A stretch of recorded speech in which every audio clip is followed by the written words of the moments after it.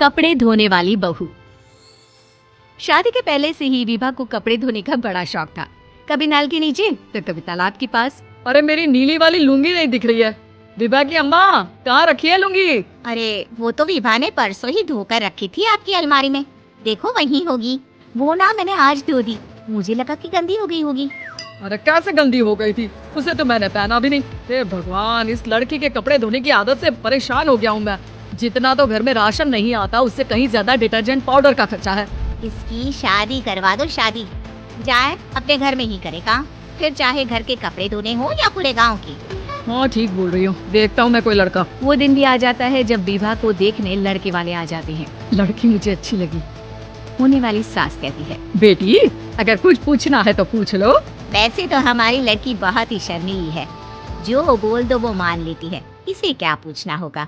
अरे कैसी बात कर रही हो माँ, मुझे इन लोगों के घर रहना है, सवाल तो कई है। हाँ हाँ बेटा पूछ लो ना, क्या पूछना है। आप लोगों के घर कपड़े कौन धोता है? सास का मुंह बन जाता है। देखो अगर तुम ये कहना चाहती हो कि तुम्हें कपड़े धोने नहीं आते तो सुन लो, कपड़े मैं ही धोती हूँ, लेकिन तुम्हारे आ जाने के बाद मैं रुमाल तक नहीं धोऊंगी। अरे चुप रहना भाग्यवान, बहू बेचारी घर आई नहीं, उसे डराना शुरू कर दिया। वो क्या है ना बिटिया, अभी तक तो ये कल्लू की माँ ही धोती थी, लेकिन अब तुम्हारे पापा तो दहेज में वॉशिंग मशीन देंगे ही।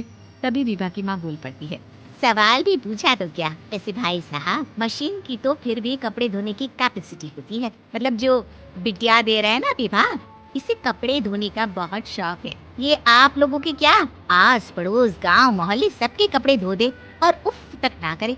बाहर देखा नहीं आपने कितने कपड़े सूख रहे हैं, सब हमारी बिटिया ने ही तो धोए हैं। बस भी करो ना माँ, शर्म आ रही इतनी तारीफ सुनकर। और तो और एक दाग निकाल कर दिखाओ तो मान जाऊँ। हाँ अच्छा अच्छा, माफ करना बेटा, मैंने गलत समझा, हमें तो रिश्ता बहुत पसंद है। और ऐसे जुड़ जाता है रिश्ता कपड़े धोने का शौक रखने वाली विभा का। उसकी शादी हो जाती है कोयला फैक्ट्री में काम करने वाले कल्लू के साथ। शादी के बाद अचानक विभा चिल्लाती हुई सास के पास आती है, सासू माँ, अरे सासू माँ कहाँ है आप? ये तो धोखा है, धोखा दिया आप लोगों ने मुझे। इस ससुर के चक्कर के बारे में पता चल गया। अरे तो उसमें तुझे क्यों धोखा मिला है? अरे नल में पानी नहीं आता, कपड़े कैसे कब धुलेंगे? अच्छा अच्छा, तू पानी नहीं आ रहा उसकी बात कर रही है? तो आपने क्या सोचा? कुछ नहीं। अच्छा तेरी माँ ने कहा था कि कपड़े धोने का शौक है, तुझे याद आया मुझे। शौक शौक बोलकर कपड़े धोने वाले मेरे जुनून को कम ना आके सासू माँ, कपड़ा धोना मेरा गुरूर है।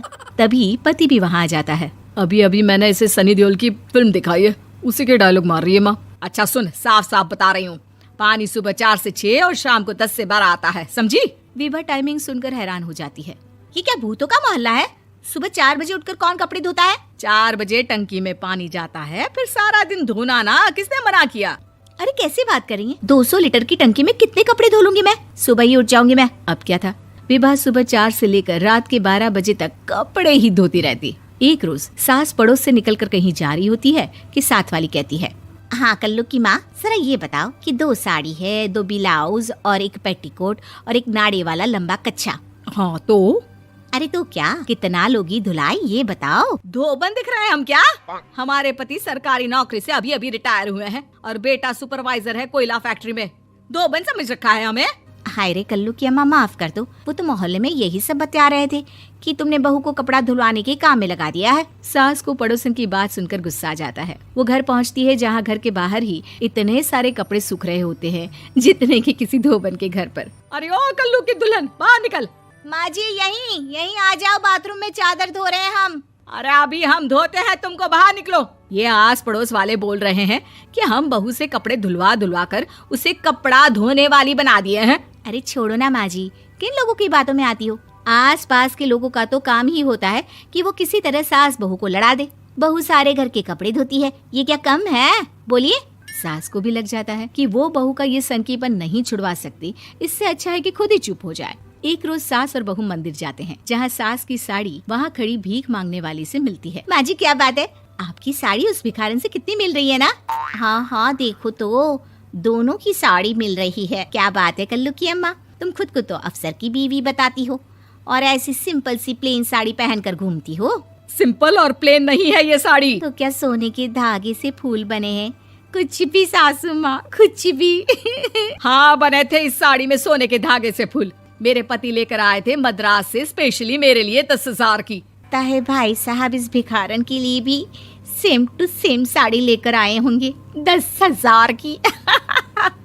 सास उस वक्त तो कुछ नहीं कहती, लेकिन बहू के साथ घर आती है और अलमारी से एल्बम निकाल कर लाती है। ये साड़ी देख रही है, ये वही साड़ी है जिसे मैंने अभी पहना था। इस साड़ी में ये जो चमकदार फूल दिख रहे हैं ना, ये सोने के धागों से काटे गए हैं। लेकिन तू लोकल वॉशिंग मशीन ब्रश से घिस घिस कर सारे फूलों को निकाल कर साड़ी प्लेन कर दी। मुझे माफ कर दीजिए सासू माँ। और तो और, जब मैंने तुझे तेरी गलती के लिए कुछ नहीं कहा, लेकिन तूने तो सबके सामने मेरा मजाक ही बना दिया। क्यों? बहू को समझ में आ जाता है कि अब से उसका कपड़े धोना वीडियो पसंद आए बंद। चैनल को लाइक, सब्सक्राइब और बेल आइकन को जरूर दबाएं।